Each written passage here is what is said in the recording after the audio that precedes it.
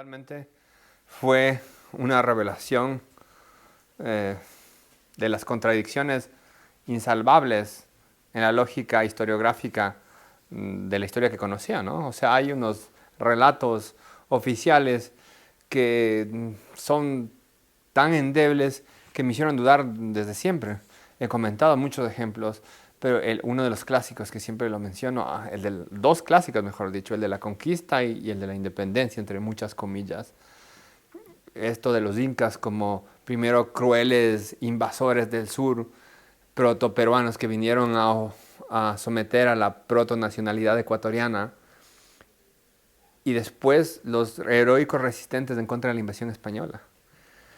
Con Bolívar y sus generales venezolanos pasa lo mismo. En 1820, 21, 22 son los heroicos salvadores de la patria, libertadores, el sumo de todos los bienes.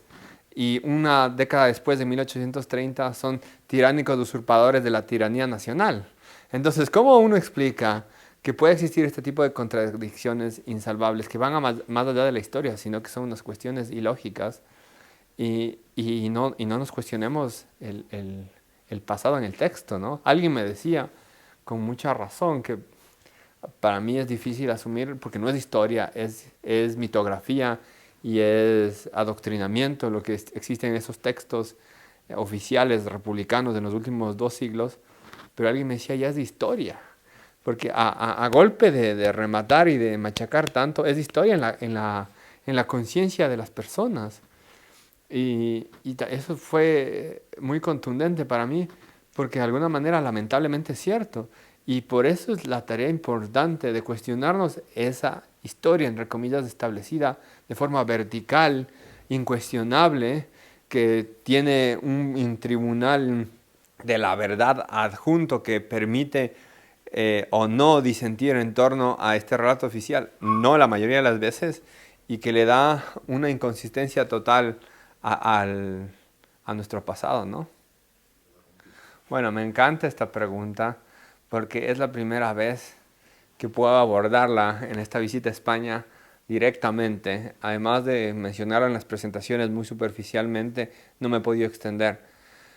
Pero quizá es uno de los puntos más fuertes en el inconsciente colectivo de los hispanoamericanos, tener esta creencia falsa de que hay estados-naciones previos, tanto en Europa como en América, que se enfrentan, y que un estado-nación llamado España ocupa a otros estados-naciones, Ecuador, Perú, Colombia, Argentina, etcétera, que no existían en ese entonces.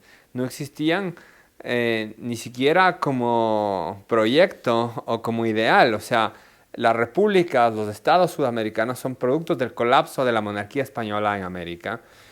Y el proceso de estos 3 siglos de unión es lo que deriva a que ellos existan. Entonces es completamente falso. Voy a ser un poco más coloquial, que la gente tiene esta visión que existía el Real Madrid en España, y en Ecuador estaba la selección, la tricolor, como se llama, y entonces estaba el Team Delgado, que es un futbolista muy famoso, con la camiseta de la tricolor y con Atahualpa comiendo ceviche, que es un plato muy típico ecuatoriano, esperando a que viniera, no sé, alguien con la camiseta del Real Madrid a decirles que ahora los hemos conquistado a ustedes ecuatorianos. El Ecuador no existía. Y por supuesto que España como Estado-nación tampoco existía en ese momento. Existía sí la nación cultural española, que venía formándose por ya para ese entonces casi un milenio, y que ahora va 1,5 años, pero que estaba dividida en varios reinos y que políticamente funcionaba de hecho como una confederación de varias unidades políticas que se extendieron, que esto lo he repetido algunas veces, que extendieron su naturaleza política, jurídica, cultural y religiosa en América, y reproducen esta misma naturaleza en el continente, y de hecho crean intelectualmente América. España crea intelectual, jurídica e históricamente al continente americano, a los reinos de las Indias castellanas y a las Españas americanas, como se ha llamado muchas veces en documentos históricos. No existe el continente americano, no solo los Estados-nación, sino el continente americano como concepto, que esto es fundamental entenderlo. Claro que había una gran masa inadvertida para el resto del mundo, hacia el occidente del viejo mundo, del polo norte al polo sur, pero nadie sabía que era un continente. Ni siquiera sus propios pobladores lo sabían. El ejemplo lo he puesto muchas veces y vale repetirlo en esta ocasión.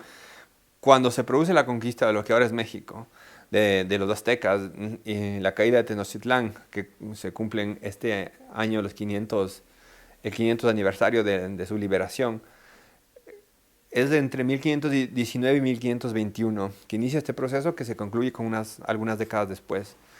Pero el eje fundamental de la conquista está entre 1519, 20 y 21. La conquista de lo que después se llama el Perú, que es una cuestión difusa al sur de Panamá y que después se constituyó en el Virreinato del Perú, que contenía varios reinos en América del Sur, inicia en 1532 y tiene su culmen en cuestión de que se domina a la élite inca y se consolida el poder con las tribus que apoyaban y las facciones dentro del imperio inca a los españoles alrededor de 1535-36. Entonces son unos 4 años. En el medio hay casi una década, entre 1521 y 1500, más de una década mejor dicho, y 1532 de estos dos procesos de conquista que son llevados, como sabemos, por Cortés y por Pizarro. Pero no hubo nadie que a Atahualpa, al emperador de los incas, al monarca de los incas, le advirtiera, mira, ojo, tienes unos extranjeros a puertas que están viniendo por ti.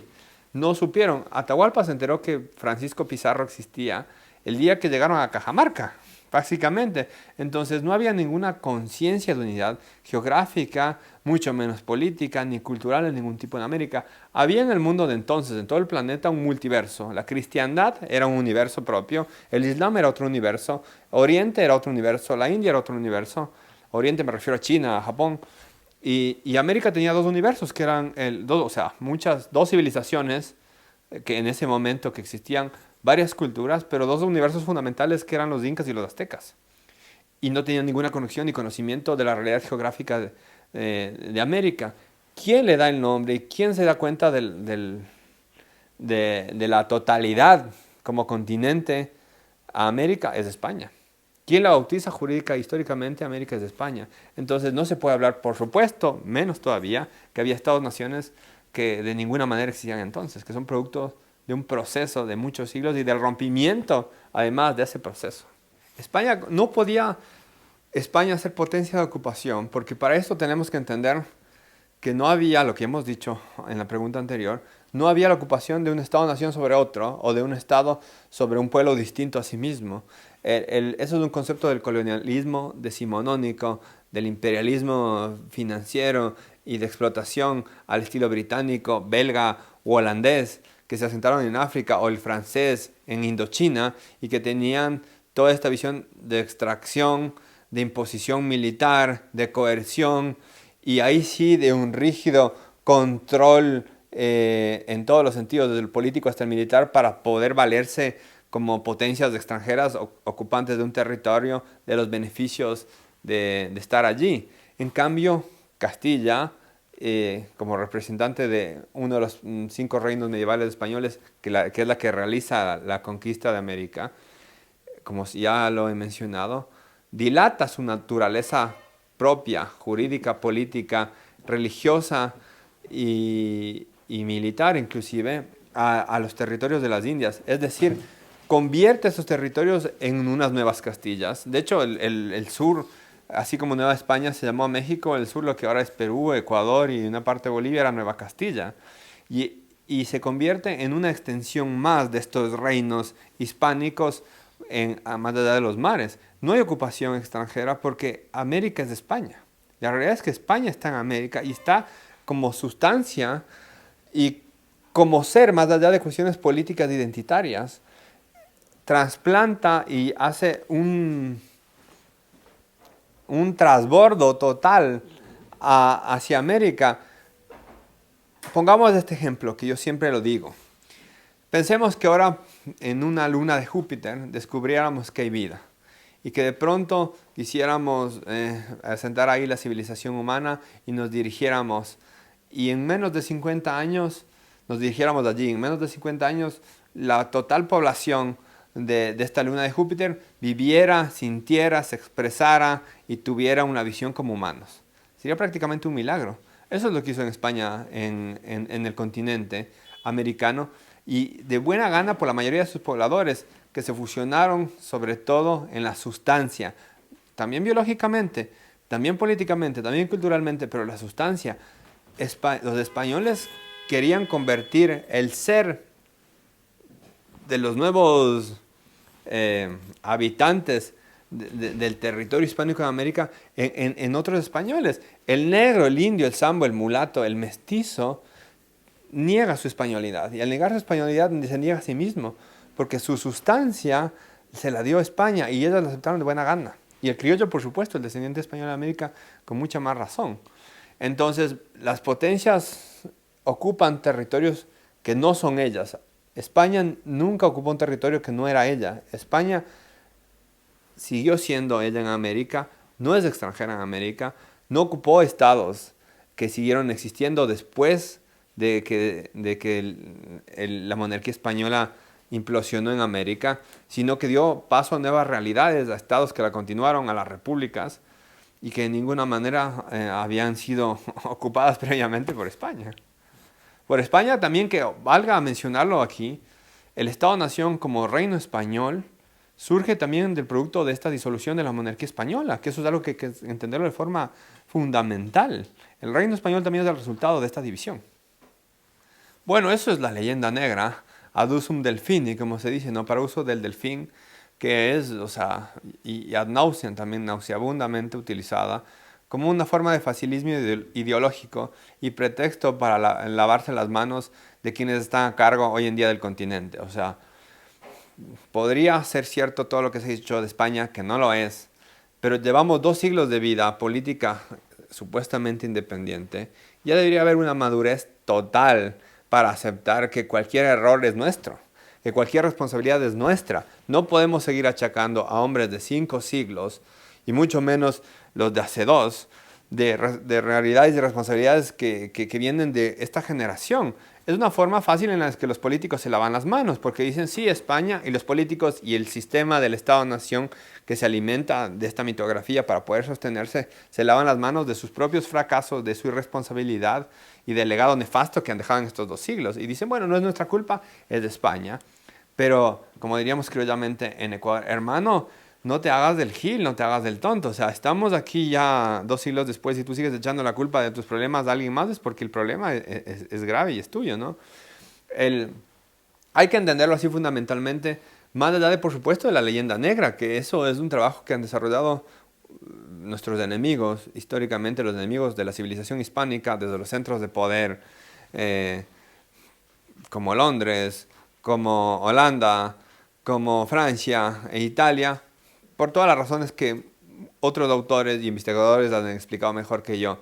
Pero más allá de solamente lamentarnos y profundizar en la leyenda negra, hay que entender las consecuencias en la psicología actual de los pueblos hispanoamericanos, porque vivimos de alguna manera huérfanos. Después de echar la culpa a España de todos nuestros males, se produce una grave disrupción en la conciencia, un grave rompimiento en la conciencia de los pueblos hispánicos. Yo lo pongo de esta manera muy simple. Echarle todos los males a España, es decir, lo que se nos dice en los colegios y en las universidades y en el lenguaje común, en los lugares comunes, en las conversaciones en Hispanoamérica. Que el español era el violador, el saqueador, el asesino, y el indígena era el tonto, la indígena era la tonta, que se dejó violar, matar y se dejaban robar e imponerse lo peor de Europa en América, porque eso es lo que nos dicen, ¿no? Que fue lo peor de España a América, que es un doble insulto, porque si te pones a pensar, dicen que por un lado eran unas civilizaciones que estaban, no sé, en un estadio avanzadísimo de desarrollo, que habían algunos delirantes llegan a decir que habían llegado al espacio, cosas por el estilo, y por el otro lado vienen 4 puerqueros de Extremadura y vencen a esa civilización. Eso habla muy mal también de tu supuesta civilización avanzadísima, y no se dan cuenta de que se están escupiendo a ellos mismos en el rostro como escupir hacia arriba o contra un ventilador. Entonces el problema de España recae ya en esto, más allá de la cuestión histórica, en una cuestión de la conformación psicosocial de los individuos, de las personas en Hispanoamérica. ¿Y qué tenemos? Nihilismo. La gente está abocada a un nihilismo producto de la etapa bolivariana, porque niegas todas tus raíces, tienes un desarraigo total. Al tener el desarraigo total, la vinculación con los demás, con la familia, con los vecinos, con el entorno, con los supuestos ciudadanos que comparten tu mismo espacio político, es nula. Y la corrupción endémica en buena parte se debe a esto. No hay consecuencias ante la falta de responsabilidad con este arraigo, con la consecuente corrupción y timar, robar, llevarse por encima a quien sea, es una práctica común en nuestros países por el desarraigo, por esta inconsciencia colectiva, no conciencia colectiva, sino esta inconsciencia colectiva. Entonces, este es otro pilar fundamental, entender que achacar de todos los males a España es no irse en contra del Estado español ni contra los españoles actuales, sino es un instrumento de dominio para mantenernos divididos en contra de nosotros mismos y que de esta manera no podamos alzar cabeza, que no lo hemos hecho hasta ahora en estos 2 siglos. Hispanoamérica no es extraña en España porque España tiene su conformación final como nación en esos 3 siglos de unión, 3 siglos y casi 4 en algunas partes de América, como Cuba, Puerto Rico y también en Asia, en las Filipinas. Tiene su conformación final como nación en esta etapa. Si bien es una de las 5 grandes naciones históricas de Europa, de Occidente, con Francia, Italia, Alemania e Inglaterra, no Gran Bretaña, Inglaterra, que comienza hace 1 milenio y medio, el final, el remate del desarrollo se lleva en esta unión bicontinental y trioceánica, como él ha llamado, cuando el Pacífico era nuestro Mare Nostrum, nuestro Mediterráneo, y la conciencia de la nacionalidad española era imperial. Bien se ha dicho que España es una nación imperial porque lo es. Y no se puede comprender España sin Hispanoamérica. Si tú le quitas Hispanoamérica a España, le estás amputando uno de sus miembros, le estás quitando parte de su cuerpo, y lo mismo le pasa a Hispanoamérica. Le quitas de España y le estás amputando una parte importantísima, yo diría la cabeza de su cuerpo. Y de esta manera, la cabeza histórica me refiero, de su cuerpo, de esta manera no puedes entender el todo, no puedes entender el organismo. Y por supuesto que no es extranjera ni extraña en España. Está en los rasgos del ser español, que se caracterizó por esta impronta imperial que llevó a definirlo como lo que es hoy en día. Si no entendemos eso, estamos perdidos. Y de hecho estamos perdidos, es lo que nos pasa hasta el día de hoy. Seguimos pensando en estos pequeños espacios reducidos, minúsculos, parroquianos, que nos llevan a pensar que España, o que es solamente esto, la España remanente, como dice un buen amigo aquí, y no es la totalidad de su realidad geográfica, histórica. Entonces jamás podemos ser ni España extranjera en América, ni Hispanoamérica extranjera en España. No podemos existir y no hemos existido si no hemos sido las dos unidas. Si le quitamos todo lo español al Ecuador, ¿qué te queda? Si le quitas todo lo americano, hispanoamericano a la España actual, ¿qué queda? Esa es una pregunta que nos debemos realizar para responder una pregunta con otra pregunta, pero que lleva a muchas respuestas en el interior de cada persona que le van clarificando el camino hacia el reencuentro con lo que somos, con nuestro propio ser. El ser hispánico sigue vigente, a pesar de 2 siglos de adoctrinamiento, de una división impuesta, de una separación antinatural, sigue ahí. Y esa es la potencia de lo que somos. Esa es la potencia de España, que a pesar de que nos han querido destruir por siglos y que nos hemos querido nosotros autodestruir, no lo logramos hasta ahora. Bueno, es muy buena. Leyendas negras y leyendas rosas. La leyenda negra creo que se ha hablado y se opinaba bastante, inclusive aquí en este canal. Y de las leyendas rosas muy poco. Hay 2 leyendas rosas fundamentales que se tiene que comprender también para poder avanzar en muchos sentidos. La una es la leyenda rosa ostracista, que yo le llamo, porque se tiende a checar desde el pensamiento hispanista inclusive, a todos los males en conjunto de la decadencia española, a la Casa de Borbón, por ejemplo. Y se trata de ensalzar a la Casa de Austria como que fue el mayor momento de España en todas sus épocas, y no necesariamente es así. Por supuesto que el lado Borbón tampoco fue lo peor que pudo pasar a España, y una alta cota de poder, de riqueza, y la mayor expansión territorial del imperio se produjo bajo esta casa. Hasta 1795, bajo Carlos IV, es cuando tenemos la mayor extensión de territorio del imperio en toda su historia. Entonces, analizando estos hechos, también vamos desmintiendo esta leyenda rosa a favor exclusivamente de los Austrias y en contra de los Borbones, desconociendo que sus políticas promulgaron el enriquecimiento de los virreinatos, que gracias a esto las élites criollas históricas que más se beneficiaron, como las de Caracas y Buenos Aires, gracias a este enriquecimiento provocado por las reformas borbónicas, tuvieron los suficientes medios y las agallas que les proporcionaron sus riquezas y el poder que le deben a los Borbones para dar el siguiente paso, que fue alzarse en armas en contra de su rey y traicionar a su sangre y a su patria y a su nación, más que otra cosa. Es una leyenda rosa fundamental. Otra leyenda rosa que tampoco se habla es la leyenda rosa republicana en América. Yo he dicho, y lo digo, ¿qué palabra utilizar adecuada? Lo digo con conocimiento de causa. Aquí en España, en la España remanente, en la España europea, no tienen idea lo que significa 2 siglos de república. No la tienen realmente. Y yo tengo autoridad como ecuatoriano, como alguien que viene de una familia que está, por supuesto, toda la república y mucho antes, de entender ese proceso histórico y de ver el total desastre que ha significado para nosotros, que sigue significando y que podría hacerlo si se mantiene esta leyenda rosa. ¿Mantenida en qué? En mentiras tan evidentes como que fue en beneficio de la mayoría de la población. La leyenda rosa republicana sostiene que la comunidad política estaba excluida previo a la independencia y que la totalidad de esta comunidad se le incluyó con la república, cosa que es falsa. Más bien fue un proceso completamente contrario. Solo para poner un ejemplo, el ejemplo político. La comunidad política existía en su totalidad en la época hispánica. Bajo el rey todos éramos vasallos y respondíamos a las mismas leyes y a los mismos ordenamientos jurídicos, inclusive orgánicos de forma natural, que respetaban siempre las leyes castellanas y de Indias. ¿Qué pasa cuando viene la república? Impone constituciones oligárquicas y plutocráticas que desconocen la ciudadanía al 95% de la población.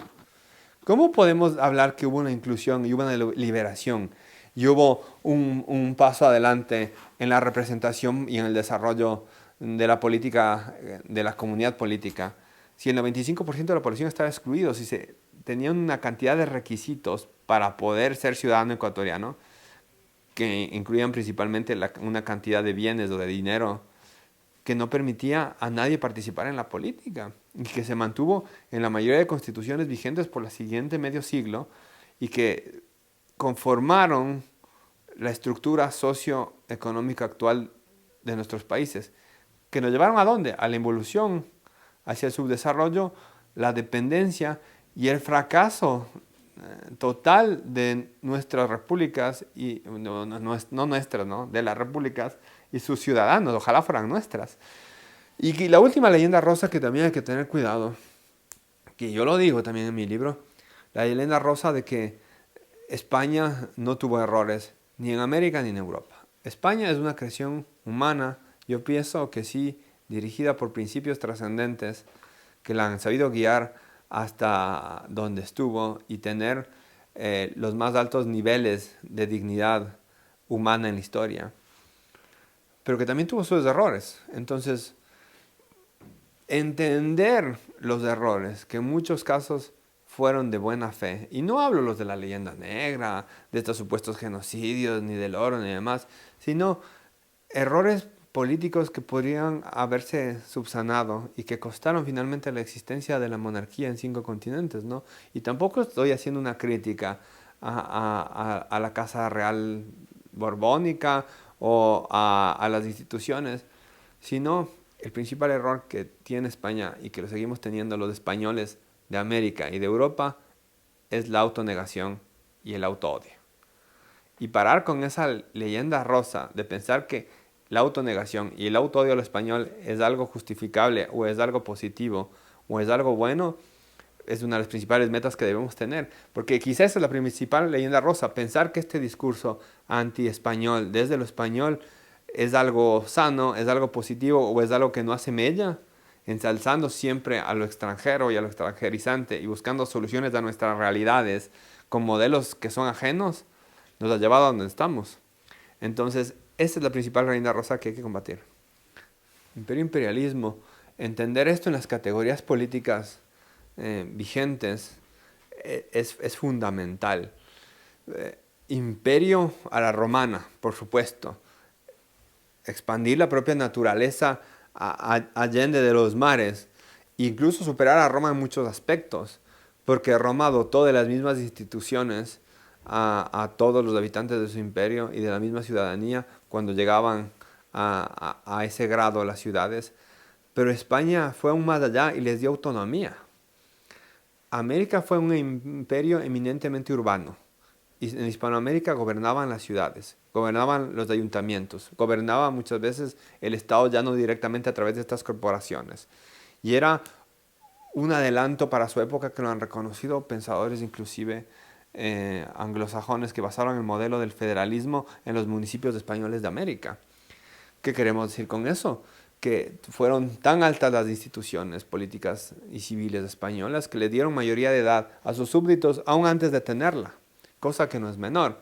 Eso es un imperio, que no era potencia de ocupación extranjera, que nunca tuvo un ejército de ocupación permanente en América en 3 siglos, que todas las tropas hispanoamericanas eran locales, que la única vez que se necesitó mandar una tropa fue ya en el extremo caso de 1815 con Morillo por la guerra que había ocasionado Bolívar, y que aún así la tropa fue siguiendo mayoritariamente española de América, que además no es un dato menor. Transfusionó su sangre de forma enorme al continente. Se hablaba muchas veces del mestizaje, pero yo siempre menciono cuando vengo a España que más allá del hecho biológico, hay que entender el hecho psicológico de las personas, de agarrar un barco, meterse e irse al otro lado del mundo, porque es del otro lado del mundo, y nunca más volver. Irse con una misión a cumplir a cabalidad y hacerla. No tenemos idea, es como meter hoy en día a alguien en una nave espacial, mandarle a Marte o mandarle a una luna de Júpiter y decirle, hermano, ahí está tu misión, tienes que recrear la civilización humana en este planeta y chao, nunca más te vemos. En 5 siglos vuelves con tus familias si quieres, pero tú ya no vuelves por acá. Y lo hicieron. O sea, el hecho humano es grandioso, es increíble.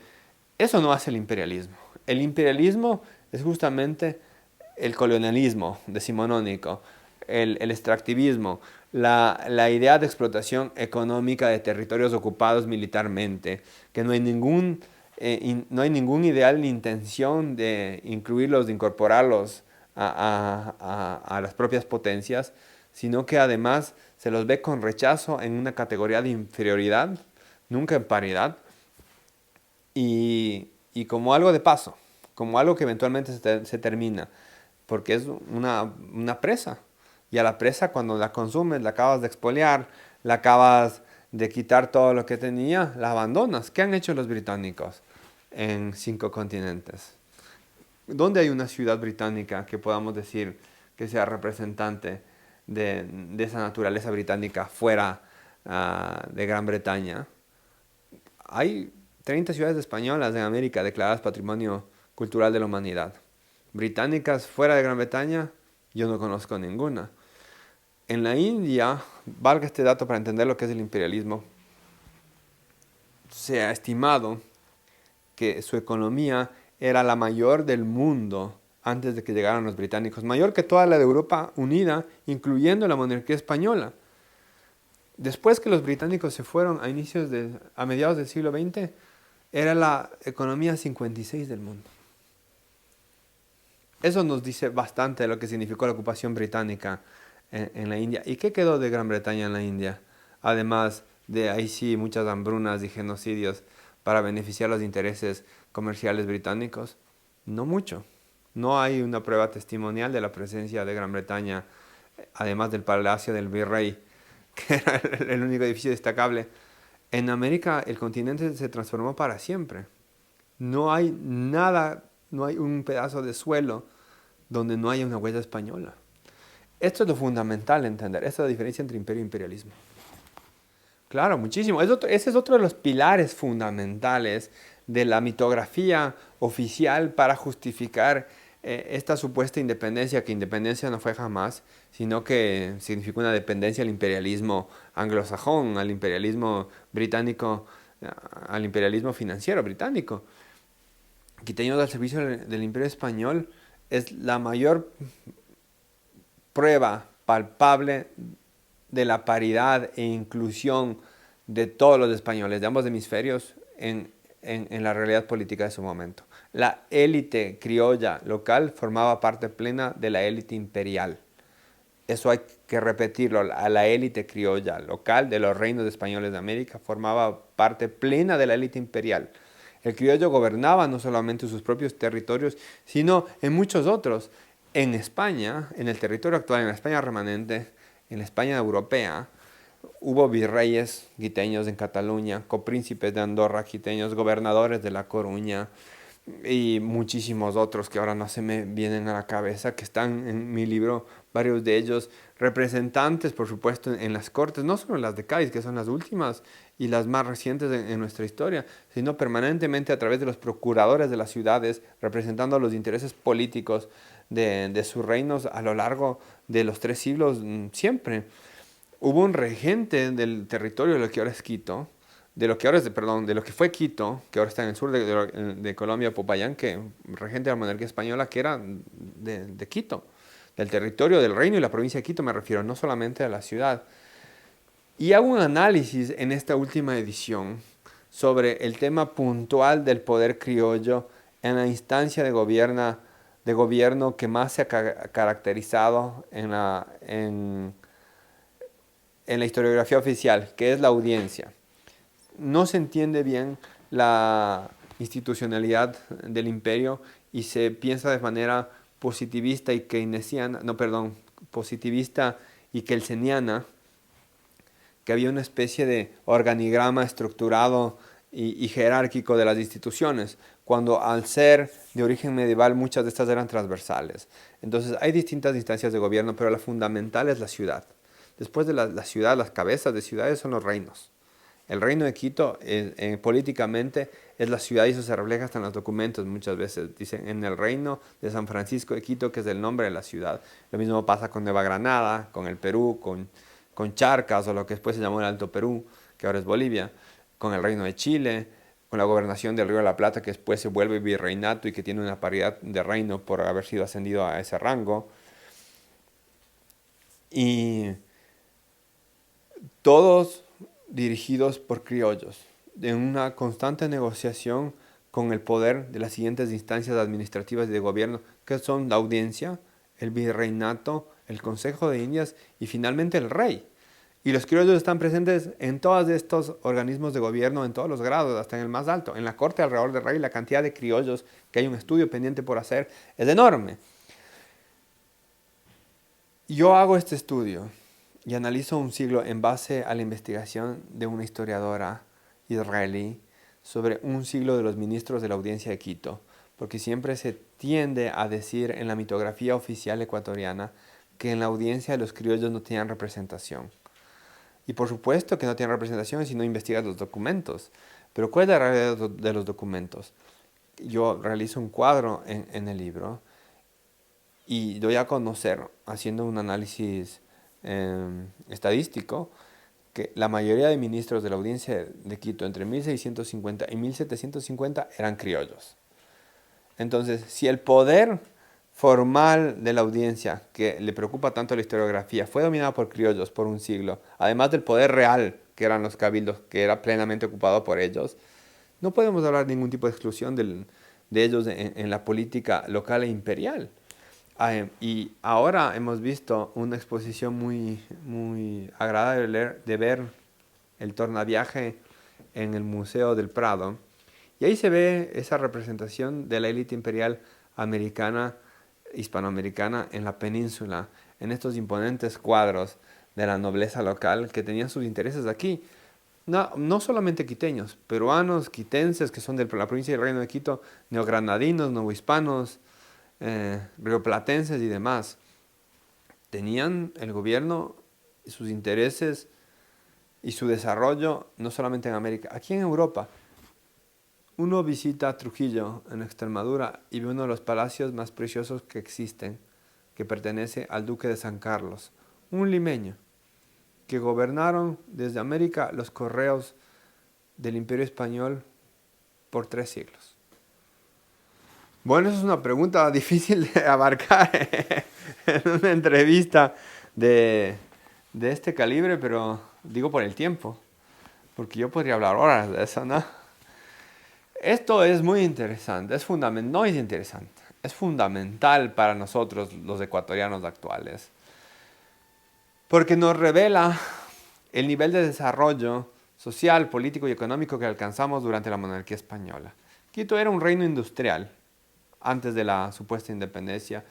Tuvo un alto crecimiento demográfico durante 3 siglos que corrobora el crecimiento económico que se corta de cuajo con la supuesta independencia, con el separatismo, porque eso es lo que fue, que hace que nos atrasemos un siglo en nuestro nivel de producción económica, es decir, que el nivel de producción de 1810 se recupera recién en 1910, que hace que perdamos la república supuesta, porque es una republiqueta, la llamo yo, una pseudo república, un estado completamente excluyente de todos sus propios ciudadanos, que muera el 90% de la población masculina en edad militar entre las guerras de independencia y todas las otras guerras, que también eran guerras civiles, y también todas las otras guerras civiles que si le siguen hasta final del siglo XIX, entre conservadores y liberales.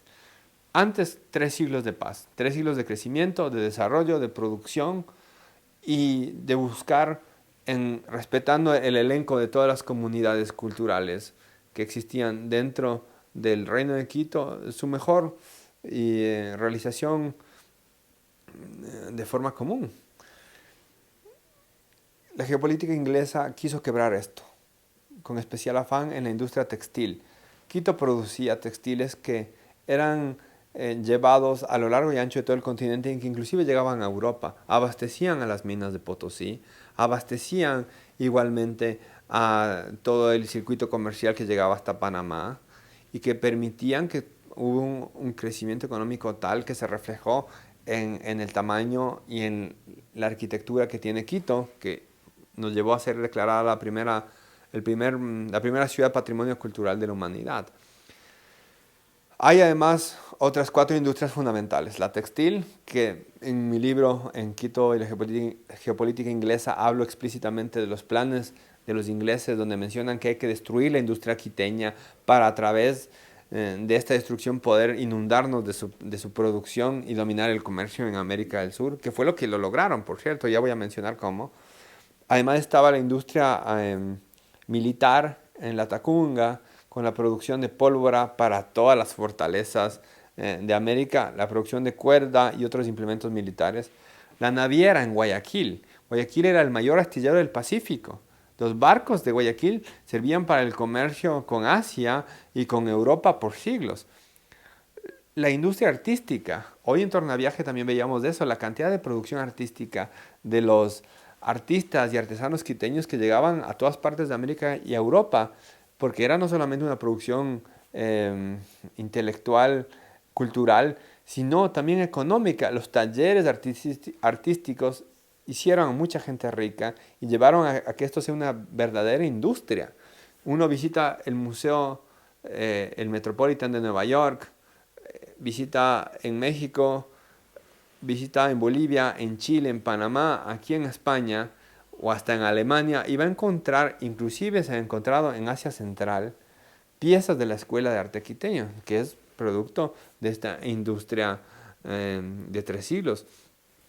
Y finalmente, sí, la agroexportadora, que empezó de forma marginal, pero que tuvo un importante desarrollo en la costa sur, actualmente lo que es Guayaquil, frontera con el Perú, y también en Loja, que es frontera con Perú, un gran desarrollo en plantas como la quinina, que fue la cura para la fiebre amarilla y que significó un crecimiento y un despunte económico enorme para estas provincias, que tenían la única competencia en América en Venezuela, curiosamente, y que una de las cosas que se encargaron los británicos con cuando consiguieron sus objetivos de destruir la monarquía española y sus industrias, incluyendo la quiteña, fue arrasar por completo con esto.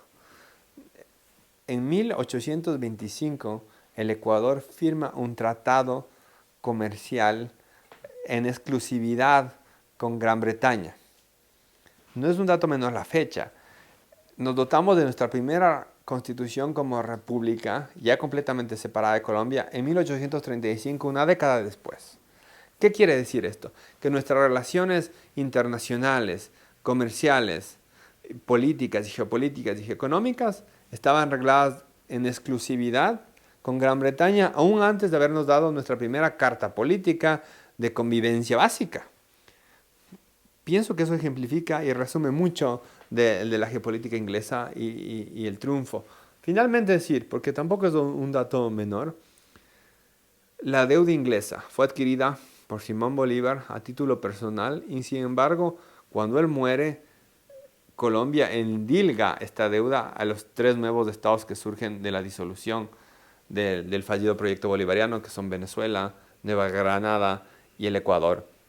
Y asumimos una deuda que es la base de todas las deudas externas que nos siguen manteniendo atados a las cadenas de la deuda externa desde esa época.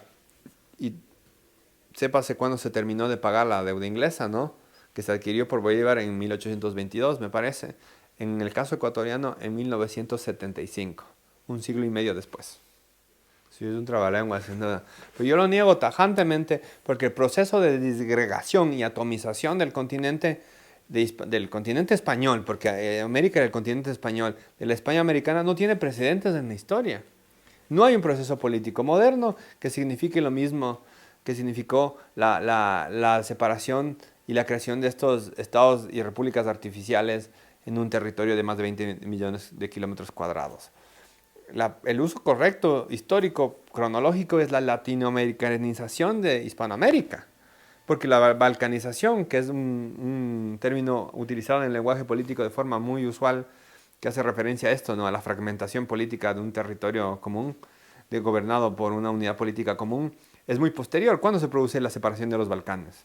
En el siglo XX. Nosotros precedemos, y hablando y profundizando con amigos, podríamos decir de alguna manera que la latinoamericanización se debe a muchos factores, entre esos la portugalización de España, porque Portugal es el primer antecedente de la separación por intereses extranjeros de un territorio español del resto de sus territorios. Además, tener la conciencia que esto tampoco se entiende mucho en Hispanoamérica y ni siquiera por muchos hispanoamericanistas o hispanistas hasta ahora, que no es una separación nada más de los reinos peninsulares, es una separación de los demás reinos americanos. Y es la principal y más grave de todas, porque todos los circuitos económicos, humanos, familiares, naturales que existían por siglos, se vieron de la noche a la mañana desaparecidos. Nos crearon fronteras artificiales. Ecuador y Colombia, por ejemplo, tienen su frontera actual en un río que se llama Guaitara y en el lado ecuatoriano Carchi, y que divide zonas que estuvieron conectadas entre Quito y Popayán por familias, por comercios, por economía, por cultura, durante siglos. Impusieron intencionalmente eso para quebrar un gran circuito económico comercial que iba desde Popayán, bajaba hasta Quito, iba por la costa del actual Ecuador y subía hasta Panamá, y que generaba la prosperidad de forma generalizada para los habitantes de esa región. No fueron casuales la creación de estas fronteras, no fueron casuales la imposición de estas nacionalidades ficticias ni de estos relatos históricos. Todas respondían a la latinoamericanización del continente. Tenían que crear de la nada identidades ficticias. ¿Qué son las repúblicas? Yo les digo de forma despectiva, y esto a mucha gente podrá doler o incomodar, pero es la realidad. ¿Qué son las republiquetas latinoamericanas, las he dicho yo? Sino una ficción. ¿Qué es el Ecuador? Esto debemos reflexionar profunda y seriamente. ¿Qué significa el Ecuador hasta en su propio nombre? Al menos en los casos de países hermanos como el Perú, como Chile, como la misma Argentina, se continuaron con nombres históricos. El Reino del Perú, la República del Perú. El Reino de Chile, la República de Chile. El Virreinato del Río de la Plata, la República Argentina, que significa plata igualmente. Pero Ecuador es una palabra completamente ahistórica que rechaza todo el pasado, no solamente el hispánico, el español, sino también el prehispánico, que se adopta de forma intencional por Bolívar para denigrar en conjunto todo ese pasado, porque Bolívar nos detestaba de forma particular a los quitenses, considerando que Pasto también era Quito. Esa conciencia de que Pasto es Quito tampoco se entiende mucho hoy en día. Pasto era parte integrante de Quito y nos consideraba a todos lo mismo, una sola masa y que éramos fanáticos, defensores de la unidad con España y por esa misma razón nos dio un nombre artificial que nos creó una identidad artificial. El Ecuador es una línea imaginaria que divide el planeta en dos hemisferios. No puedes basar tu identidad en el nombre de tu propio país con un nombre artificial de esa manera. De allí parten todos los problemas que tenemos hasta el día de hoy, comenzando por el autodesconocimiento. La solución es Hispanoamérica, por supuesto que lo es. ¿Y dónde comienza esto? Conociéndonos, sabiendo que el problema es Latinoamérica y la solución es Hispanoamérica. Yo he dicho muchas veces que mi libro es un manual de autodefensa.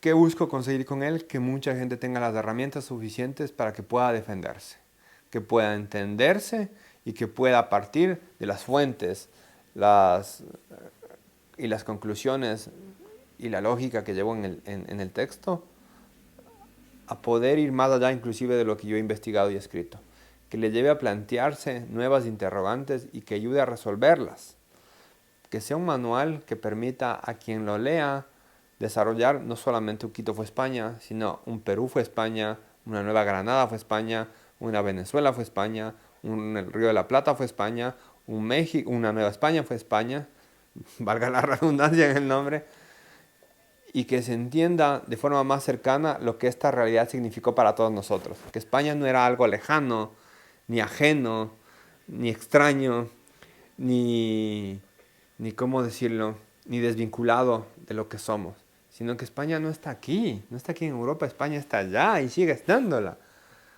No dije Quito es de España, porque es un libro de historia, pero Quito de algunas maneras, de muchas formas, sigue siendo España, a pesar de 2 siglos. Y ese es el propósito de mi libro, dar a entender esto y que nos podamos defender, que es un manual de autodefensa. Bueno, sabes que es una pregunta muy adecuada y que le hemos venido pensando mucho estos días. Yo vine con mi novia, vine con un buen amigo que también es hispanista y ha colaborado en muchas de estas tareas metapolíticas, como le llamamos nosotros. Y ha sido un objeto de debate entre nosotros y con amigos en Ecuador, de ver lo que sucede en España y a veces sorprendernos y conmocionarnos inclusive con el nivel de, ¿cómo llamarlo sin resultar ofensivo?, de domesticación que ha llegado el hombre en Europa, que no le permite responder de la manera más eficiente a una problemática de control como se está viviendo hoy en día, y que en Hispanoamérica tenemos 21.000 problemas y somos mucho más salvajes, diría yo, pero que esa misma libertad de ser de esa manera pienso yo, nos va a permitir reaccionar desde un sano anarquismo de los pueblos hispánicos que nos ha caracterizado desde cuando los jueces fundadores de Castilla quemaran el fuero juzgo en rebelión contra el reino astur-leonés y que nos sigue caracterizando hasta ahora a los hispanoamericanos y al español menos, lamentablemente. Es verdad que España de alguna manera es periférica para un posible proyecto inclusive de reunificación o de la realidad propia de lo que somos. Pero sin embargo yo tengo esperanza en que España va a poder alzar cabeza, porque después de todo es el núcleo del origen. Y yo veo que hay no solo una reacción, hay una respuesta a las grandes interrogantes que presenta el dilema de Europa en España y el dilema de la ausencia de España en su propio territorio. Porque eso es algo que notamos mucho. España está ausente de su propio territorio y eso es algo que preocupa. ¿Cómo responder? Entonces tu pregunta es un poco complicada. Pero yo creo que España es un gran país. Sigue siendo un gran país a pesar de todo. Y los españoles están dormidos. Tienen que despertar. ¿Cómo hacerlos despertar? No lo sé. ¿Cómo hacer despertar a los hispanoamericanos? Tampoco lo sé exactamente. Pero tenemos problemas similares. Yo no quiero ser explícito en tu canal porque yo a veces tengo una boca de criollo que puedo enlodarlo todo. Pero decía, te voy a usar una palabra un poco más suave, hablando con unos amigos aquí donde estamos la otra noche. Y porque le hacía unas preguntas históricas a un amigo que sabe mucho de historia y de política y de geopolítica para tratar de, no de entender, porque yo sabía a dónde íbamos a llegar, ¿no? El problema de nuestra ausencia, porque somos ausentes de nuestros propios países, de nuestro propio territorio, de nuestra propia realidad, tanto en España como en Hispanoamérica estamos ausentes. Estamos pensando en Suiza, en Estados Unidos, en Alemania, en China y en lo que podríamos ser si no fuéramos españoles, aunque lo seguimos siendo. Y bueno, él me desarrolló la respuesta, me iba respondiendo lo que pregunté y al final le dije, no me digas más, yo sé lo que es, porque la misma porquería que ustedes tienen aquí, nosotros también la tenemos allá. Entonces no me tienes que explicar lo que pasa en España para saber lo que pasa en España, porque yo sé lo que pasa en Ecuador. Y como sé lo que pasa en Ecuador, yo sé lo que está pasando en España. Entonces hay todavía esperanza en España. Los españoles todavía pueden despertarse. Y es un trabajo conjunto. Lo que estamos haciendo ahora es esto, es volvernos a ver después de habernos dado a la espalda porque nos impusieron una división. Y es un reencuentro familiar, literalmente en muchos casos. Es volver de América a España y ver la tierra de los antepasados de muchos. O ir de España a América y ver la realidad de los descendientes de tantos. Y no solo biológicamente, sino espiritualmente sobre todo. De esa comunidad de almas, de espíritus, de sentirse en casa y a gusto, aquí en Extremadura, en México, en Buenos Aires, en Lima o en Quito. Entonces, yo creo que España todavía tiene mucho que dar. Está envejecida, está cansada, está anestesiada, diría yo, pero todavía tiene mucho que dar. Y esperemos que tenga que dar mucho para Hispanoamérica también, porque los hispanoamericanos todavía tenemos mucho que dar por España. Y mientras haya españoles en América, España en Europa va a seguir existiendo, va a estar al frente de nuestras preocupaciones y vamos a dar batalla por ella. No vamos a dejar que la más vieja de las Españas muera, porque mientras estemos nosotros vivirá.